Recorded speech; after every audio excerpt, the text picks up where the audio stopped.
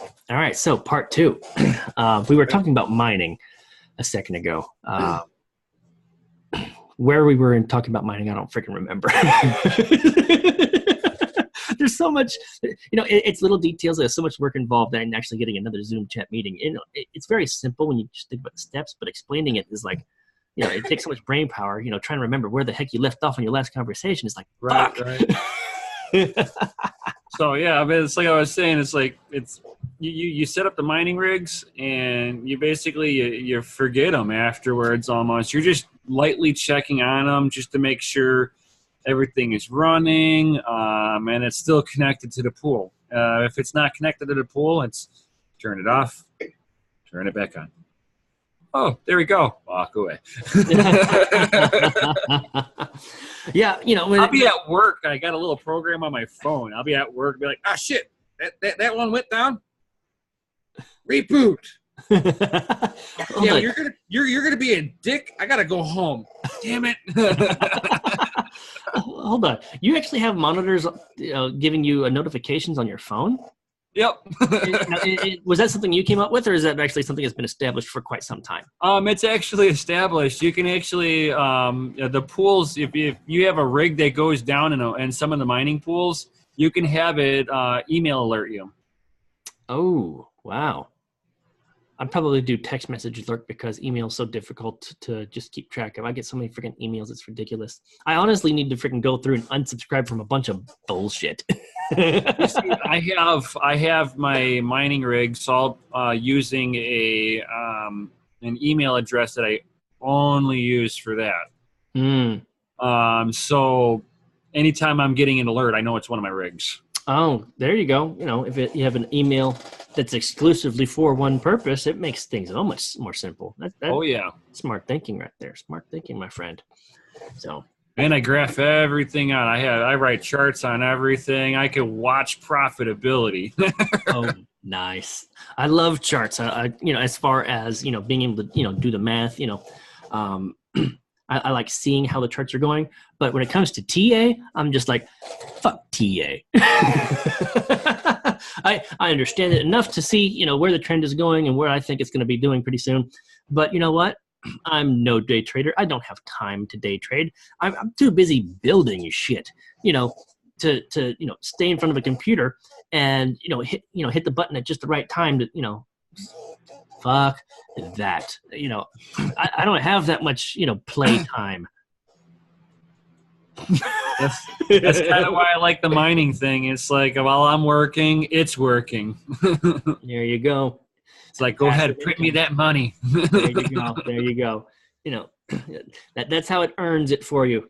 Well, the way I look at it is, well, if the government can print their own money, why can't I? It's so bad that we equate it to printing money because in reality, we're not actually printing money. No. But you're working for it. Yeah, you're working for it. You are earning every reward that you get and every reward being. Hey, welcome, John. Oh my gosh, 2 nights in a row. I love you. You are fucking awesome. I just woke up. Nice. Woke up, had a nice nap. Right. About to go back to work on that yiggity yen over there. Freaking sundrop.io. Oh, I see little Doge. Got the little Doge. Hello, how are you? I've been watching your channel. Uh-oh. I love it. I have to say. I love it. Just keep it up. Thank you. Outstanding. Yes. Outstanding. Now, you guys just chilling tonight? Yeah, we're chilling, talking about mining, talking about the Atlanta meetup, and how awesome it was to meet you and Peter and everybody else, and that family, feeling that we all got, is like I've always had this philosophy that you have two kinds of family: the kind you were born into and the kind that you make for yourself, and you guys really are family, right? The extended family. Hell's yes. And it's awesome when you're working with family that you get along with. Yeah, sure. Hey, riddle me this. So Delirium Igniter, he left the pub. What was that? What was it? Did he have any good reasons for it? The pub or the Discord or a group? He texted me and said he'd left the pub. I don't know what that means. I don't know. I hadn't any idea of what's going on with that. It might have been just the pub. It may be just the pub Discord, but it doesn't offend me in the slightest. But I was just curious. I do know that Delirium Igniter is running his own channel, and there is a ton of content constantly being updated. So I'm pretty sure it's mostly because he had to find, time to do his thing and, the pub. And it's like, you know what? I have to make a choice. I have to continue my grind. And you know what? Love you guys, but I got to go. I do believe that is what it is. I don't think that there was any animosity or anybody. No. That's I honestly believe that, it's his grind. And it was time, because he got a hold of me what was it, yesterday? Yeah, yesterday, going, hey, I've seen that your channel's kind of gotten a little bit bigger after I've went 2 days in a row with him, once for DCTV and then once on his channel, and I got like 2 or 3 new subscribers from it. And he came on and posted on me. He's like, yeah, I see you grew. And I'm like, yeah, thank you so much. It's awesome. So I think he was just there he was like really pumped that he was able to help me. So, I mean, I think he's still all about the community, really. Oh, no, yeah. I think he totally is. But I respect that, like, a lot. In fact, kind of one of the goals is that, for us at least, is that all of you would eventually, like, your own new projects would become so massive that you'd eventually have to focus all your time on those things. Mm-hmm. That's if we can't help you do that, then we've almost essentially failed our mission, right? Because our mission is to enable you to have the best lives possible, which may mean outside of the community that you started in. So got to kick you guys out of the nest at some point. There you go. And you know what? Some people are gonna have that grind happen for them sooner than others. I'm still a member of several Discords, but I'm all our community related. Like Brian's channel, Delirium Igniter's channel. I got my channel going on. And we got the pub, and it's just like, man, it's a lot. Trying to keep up with everything. I don't know how Peter can manage to see every pub in the every post in the pub, every comment in the daggum Discords, and do all these videos and find time for coding and family and finally sleep. It's like there's just not enough time in the day for everything. And so starting up my own grind and everything, I'm starting to have appreciation for like what a lot of people do on the backside that I never actually got to see myself. So I see what you're going through, John. I see what Peter's going through, and it's different perspective for sure. Yeah. It's starting to get your hands dirty, and because I've got my business starting up with Dreammaker Customs, where I'm going to be doing classic car restorations, customizations, resto mods. I could have done something for Peter, but it's like I have that business going. I've got my crypto stuff going. It's like, wow, at some point in time, something's going to pop big, and I'm going to have to focus everything in on that. Yeah. And for me personally, starting the Discord group was to help create a community that can help me come up with ideas for the comic. And I had no intentions of creating a podcast, but it was like, what better way to communicate and connect with people and actually share stories back and forth, talk about what's going on, catch up, and also, find fun content that I can actually use for the comics, and I said it before in our last stream, Bill Watterson and Gary Larson didn't do it by themselves for 30 years. There's no way in hell one person could come up with all that content. Yeah, there's no way. I mean, look at The Simpsons. Simpsons has been on TV for how many freaking years now?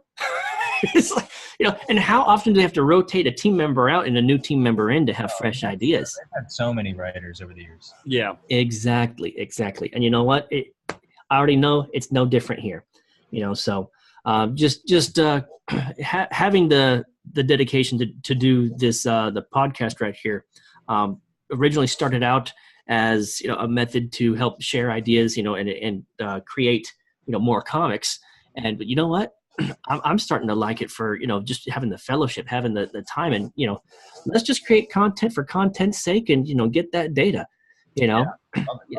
get that data. Real quick, guys. But wanted to say hi real quick. John, thank you so much for being here. Oh, It's dude, always thank a you for taking the pleasure. time. Dude, we were also talking about last time you were Thank here. you too, little one. My little one. But yeah, you being here is always a pleasure. It's always so awesome to see you, and it's quite the inspiration. Thank you very much. Have a good night. You Yeah, too. me too.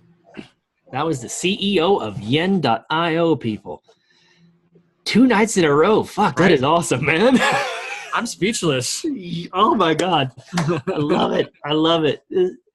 Dude, and this is one of the reasons why I want to do multiple, instead of just doing like the one video, I think doing a part 1, part 2, and so on and so forth gives more people opportunity to jump in, such as John right there. John probably wouldn't have jumped in on the second video right here if there wasn't a second video, because we'd be so busy on the one video that lasts like an hour, or hour and a half, or however long it is, that I wouldn't have time or remember to post, every half hour to, hey, jump in the stream. So I think as of right now, this is working. This is awesome, man, because then I can do a single blog post on a bit too far, and that one post will have 4 different links to, if it's a 4-part podcast, or 2 different links if it's a 2-part podcast, or if we happen to get blessed by Zoom and to have an hour-long stream, or like, Right, hey, special. we see it's your first time streaming, let's go ahead and give you more than the original 40 minutes. And it's like, oh yes, here we go. Oh, Bobby Wayne, how's it going, my man? So glad to see you. Let me open up the chat so we can see what you're typing to us, because I don't know if you're going to be able to do video with us, but if so, great. If not, that's okay. We're glad to have you here.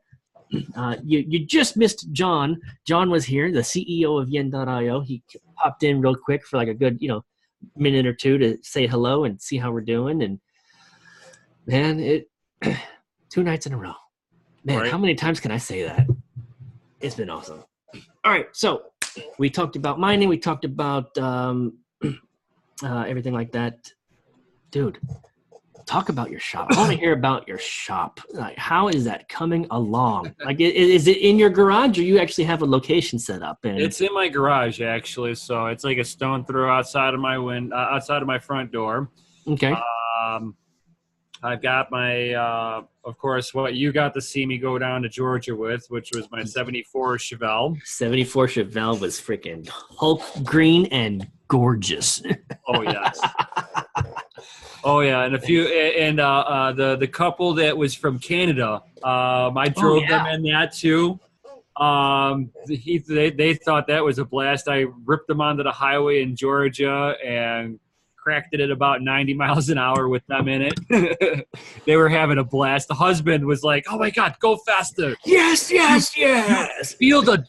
feel it pull in your chest." I'm Yes. like, "It's awesome." And that's one of the reasons why guys just do what they do. We can't create life, but we can sure create some fun things. Oh yeah. Oh, And then I also had the Data Lord in my car. Took him on the highway too. oh, nice. And he's a tuner guy, so I mean he had to Right. kind of get used to that American horsepower. Probably gonna talk shit about me now. Yeah, he's used to fast cars going, wee, That's all he's used to hearing.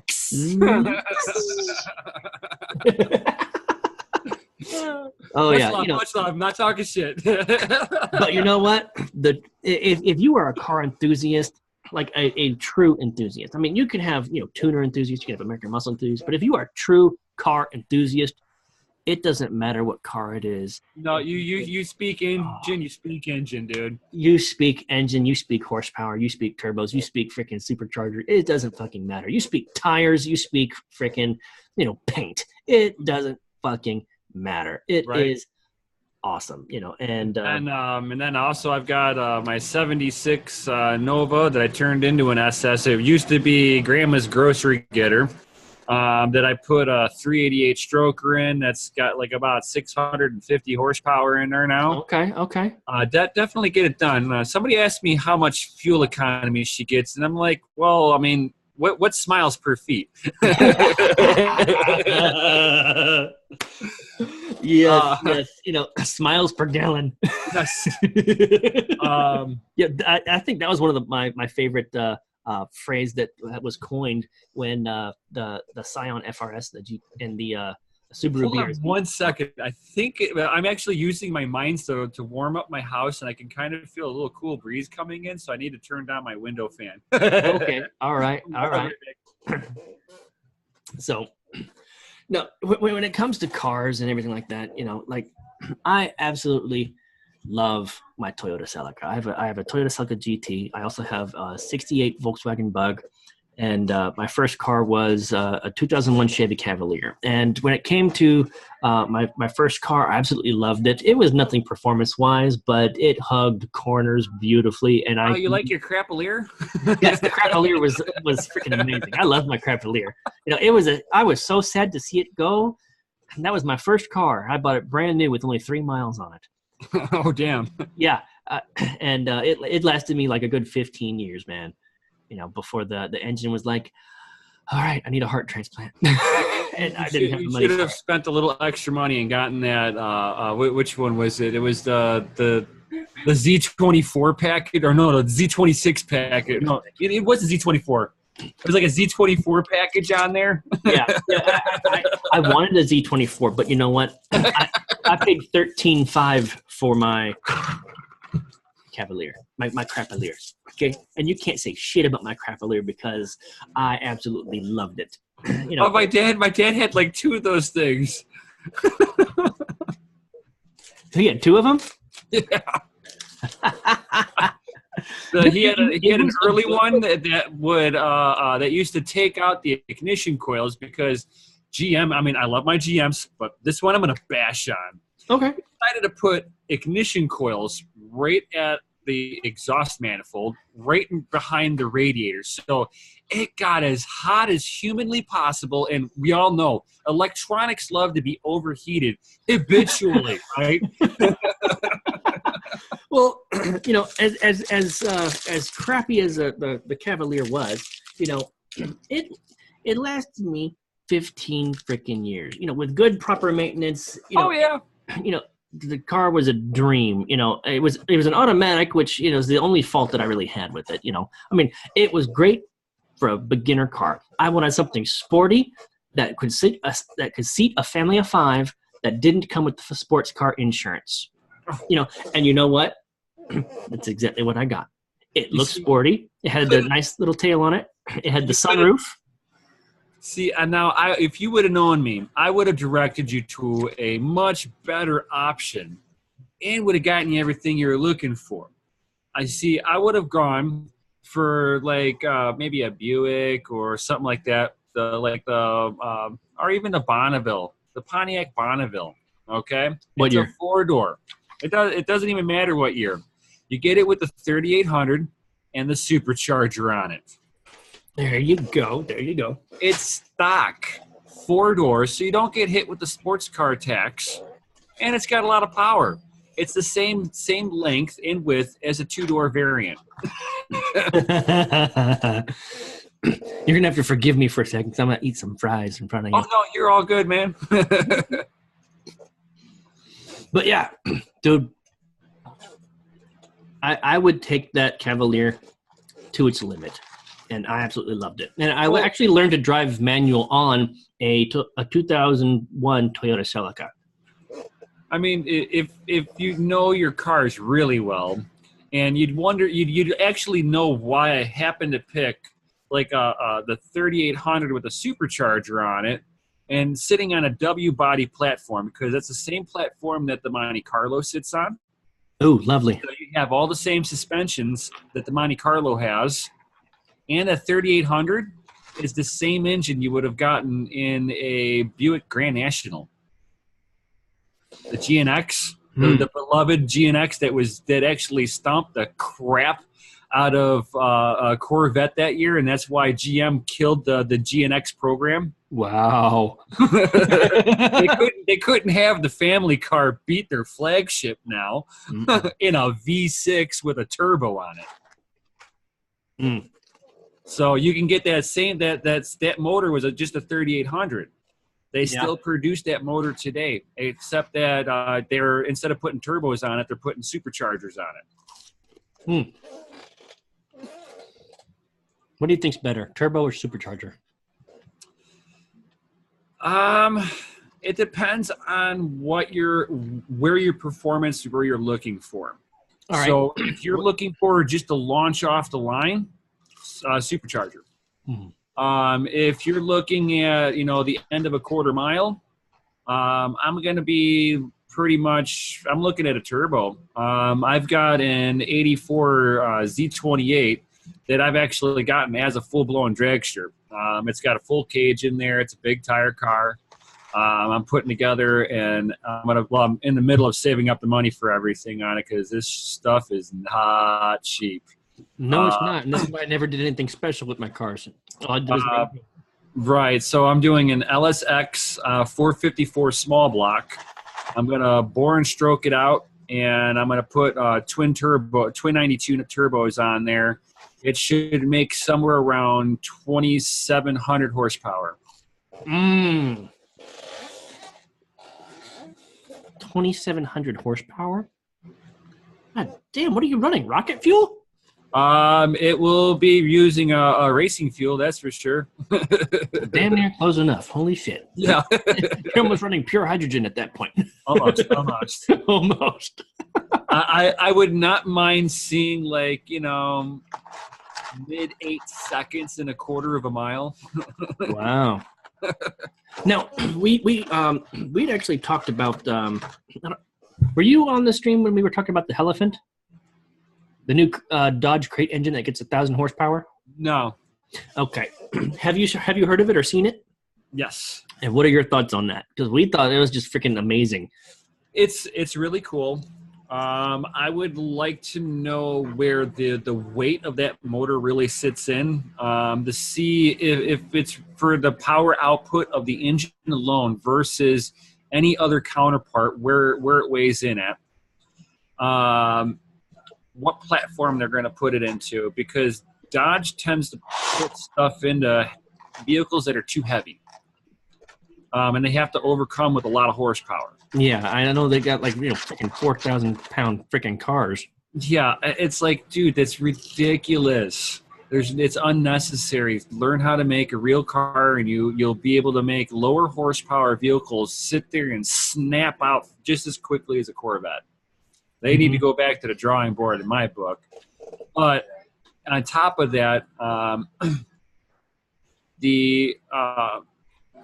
their fuel management is atrocious. Oh yeah, I heard they're freaking gas guzzlers. Yeah, it doesn't even for the power output. They do not they don't utilize the fuel properly. Dodge really isn't Dodge anymore. That's just a Chrysler product.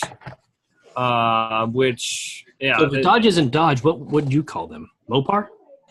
It's not even Chrysler killed Mopar. Unfortunately,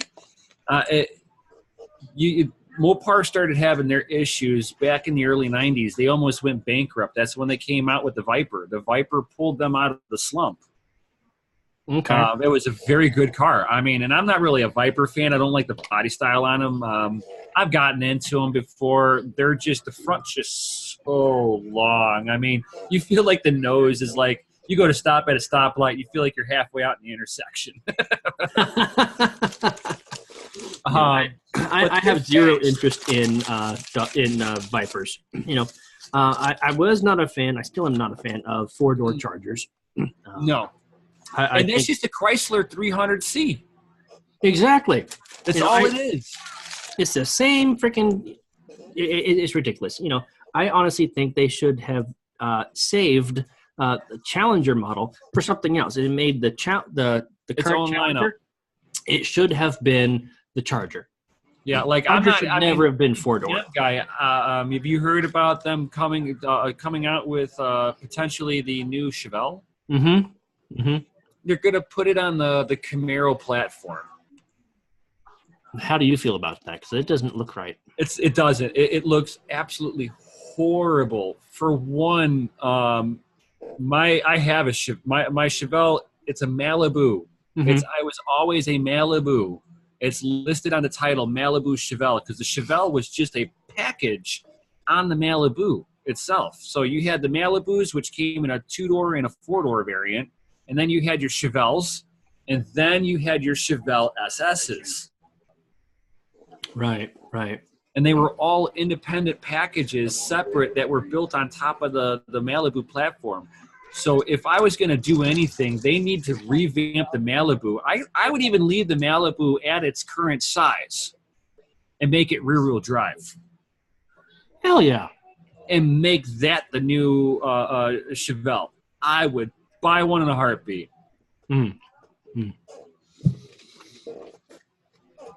I got a question for you. I believe I've told you about my buddy that taught me how to drive manual. We're changing gears a little bit. All right. He taught me to drive on a 2001 Celica GTS. All right. It's one of the reasons why I have a Celica now is because I fell in love with that car. They're decent. I wish it was a GTS. It is a GT 5-speed manual. But I do remember my friend telling me the story about how he had actually turned his Celica GTS into 4-wheel drive. Originally a front-wheel drive car, turned it into 4-wheel drive and put it at 1,600 horses. It could be done. It could be done. I don't fucking know how. But if you gotta figure out what years comboed with your frame on there, and then how much modifications it needs to get the kind of homologate everything in. Mm-hmm. I believe he said something about using the Subaru all-wheel drive drivetrain or something like that. I'm not too technical with all the mechanical know-how. I mean, I took basic auto mechanics, and I took the Smog Tech classes. That way, I could learn anything dealing with the engine, front to rear. That's it. I can't take it apart. I can't fix it. I just know how it works. All right. Okay. And the only reason was because I wanted to learn about, why my dad's HHO kit worked. Like we actually purchased an HHO kit and we used that to increase the fuel efficiency. We went from a factory 30 miles to the gallon at the highway to an average city and highway, an average of 39 miles to the gallon. Getting 45 on the highway. Now, that was the reason why I actually took the Smog Tech classes, because I wanted to understand how it all worked. And, knowing what I knew from the research on the HHO kit and, learning about the mechanics and the Smog Tech classes, basically really informed me about all of that. But my question to you goes, do you think that if I brought my Celica to you, you could convert it to a 6-speed manual all-wheel drive? I don't see why not. I've actually never done the conversion before, to be honest, but I don't see why I couldn't do it. At that point, it's only dollars out of your pocket. True. And you have a boss that's somewhere in the background that you got to justify that to.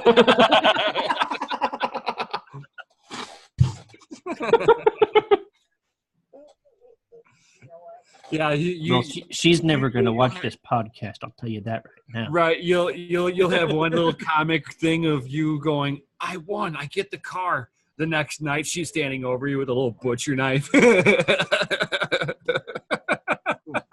Oh yeah. But let's just talk theory. What do you think it would take to convert it? I'm not sure, because I know of a few people who have done some of the conversions like that, and they've used previous Celicas, depending on which years you have. Mm-hmm. You were actually able to swap over a lot of the stuff right on over onto the vehicle, like it was already made for it.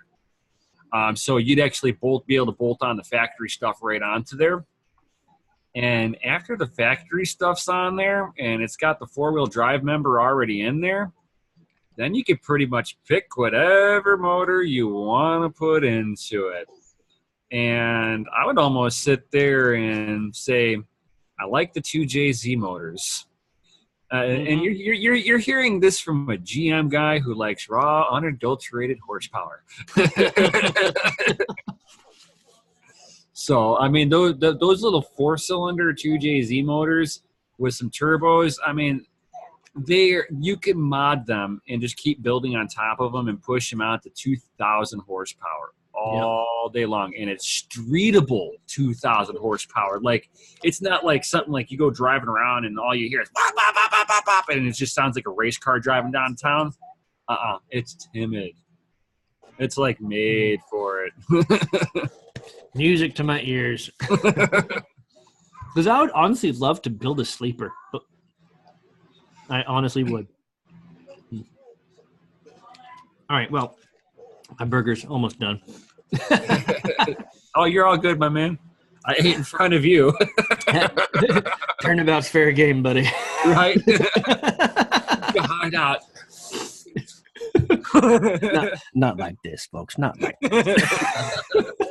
Like burger. It's like, is this the standard we've come down to? Really? Peter never ate on stream. What the hell am I doing? Maybe this is why. Well, I do see the conundrum with eating it and hosting like a meetings and podcasts or streaming. It's like when you got a conversation going, you can only eat during the part where the other person's talking, because then I'm like, okay, oh, he's finished talking. Right. Or you're just sitting there like this. Stop that! It totally looks wrong.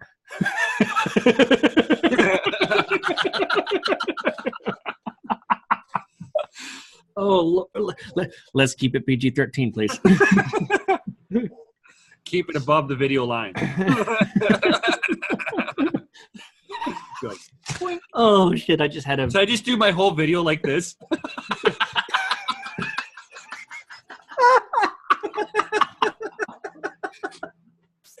Oh, like seriously, I was thinking, keep it above the video line.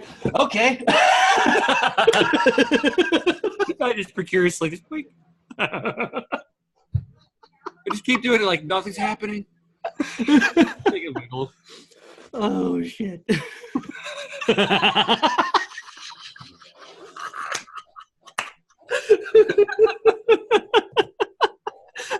And this is why we do it, folks. Oh my gosh, the laughs are real. Oh, he's crying. He laughed so hard, he's crying. Oh God. This is awesome. This is awesome.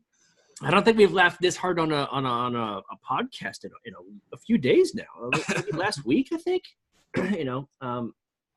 But yeah. Speaking of laughs, what part of that can we turn into a comic strip? Just call it the Precurious Worm.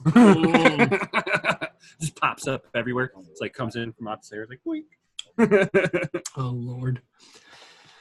Yep. Okay, so of course we have 10 minutes left. We're gonna continue going on for the next 10 minutes, and I think we're gonna call it a night. As good as the conversation's going, unless something happens in the next 10 minutes that is just absolutely phenomenal, we just have to continue talking about. I think we're going to go ahead and power supply off right here. So, say what? Ordering more parts. Oh, outstanding. It's always fun when you order things, because when you get it in the mail, it's like Christmas. Right. Then I get to open it on camera. It's like, dude, yes. It's like instant content. Mm-hmm. Shirt reviews. It's like, oh wow, this is very soft. It's like quality. And then I had me one of those with Mr. Raven Sky shirt, dude. Those things are awesome. Did you get a Raven Sky shirt yet? Oh, I missed that video. Where's the video? Share it in the chat. I will click on it and save it for after our podcast. Yes.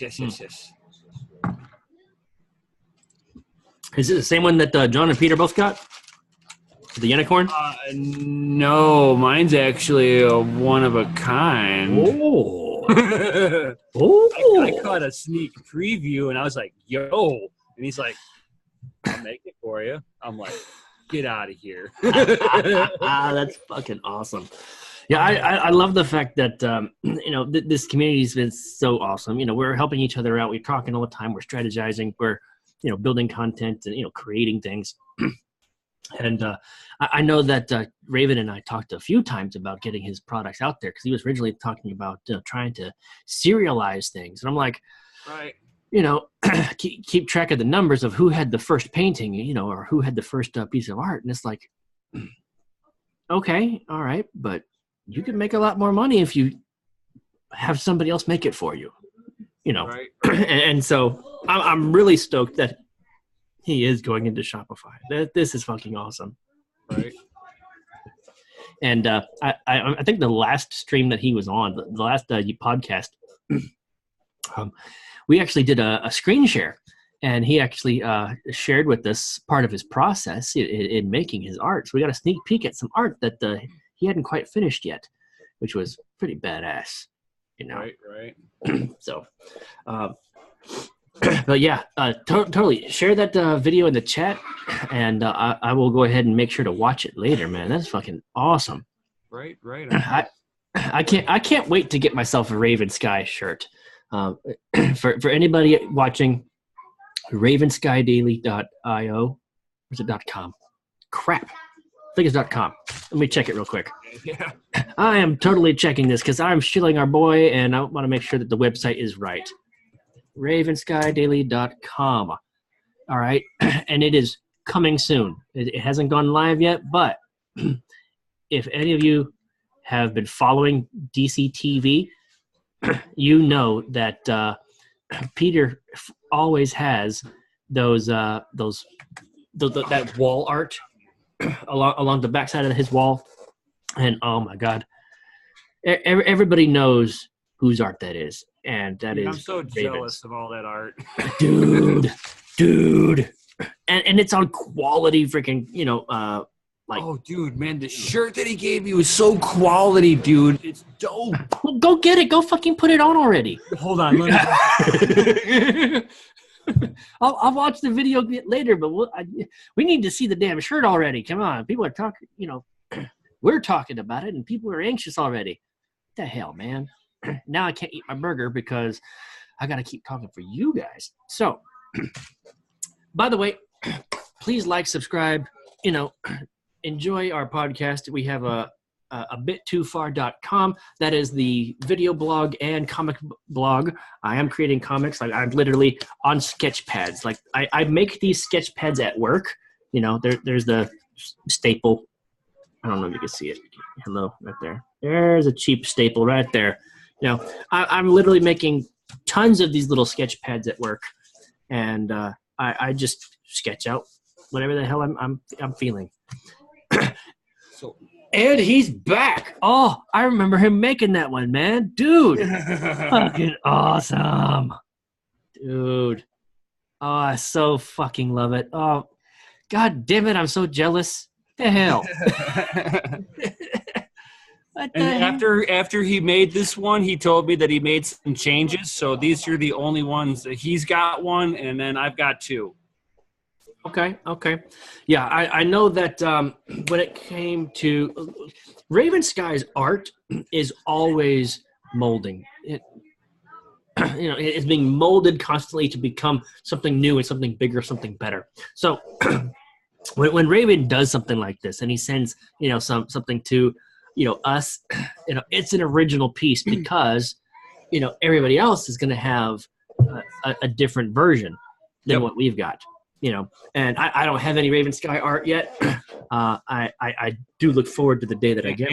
And we all have to sit there and try to help make use cases out of this. So, of course, guess what I paid with all of this? Some Ethereum Classic. You paid Ethereum Classic? I've paid some of the Ethereum Classic. which means it was free because you mining that shit. Hell yeah! You mining that Ethereum Classic, man. You just rewarded yourself a little goodie right there for all that hard work you did building those mining rigs, man. Oh yeah! Okay, awesome. I got one for me and one for the wife. Oh, there you go. Gotta do both. Gotta do both. Yeah. Dude, when we went to Atlanta and they were doing the shirts, and they gave the 2 yen shirts, and then they had like boxes of the different types of shirts. Oh God, I was so glad to get a hold of an Ethereum Classic from Chain Gang and freaking Hype Beast Crypto. You know, our boy Armando, you know, and his hypebeastcrypto.com, you know, his Shopify store, all original art. You know, and I got me a Doge. I got the Doge Lambo. I got the Doge Lord Lambo. Oh, nice shirt. You know, where it's like, oh, that's fucking awesome. So, I am constantly wearing all of the different shirts from our Crypto Nation and our Yen Nation. So I'm just looking forward to the day where. They got tired of me wearing this one at work. Oh, really? Yeah. Tell us about that. What happened? You were actually wearing a pin at work? Yeah. What'd they say? They're like, that's not part of your uniform. You can't be wearing that. I'm like, do you even know what it is? They're like, no. I'm like, it's yen, dude. It's the greatest thing, dude. You should check it out and get on the waiting list, dude. You'd probably like it over some of that YouTube or some of that Facebook crap. And he's like, you can't be doing that. You have to be a code. So I had to take it off. Gotta love them corporate rats. No personality whatsoever. You know, they want you to look like damn stormtroopers. Here's one for you. I'm amazed you have facial hair. Get this one. This is the greatest one. All right. It's like, this is from Pep Boys. So fucking, we set up the day yesterday. One of the girls set up a really nice little festive Christmas holiday display so that when you first walk into the store, you see something festive and just inviting as you walk in.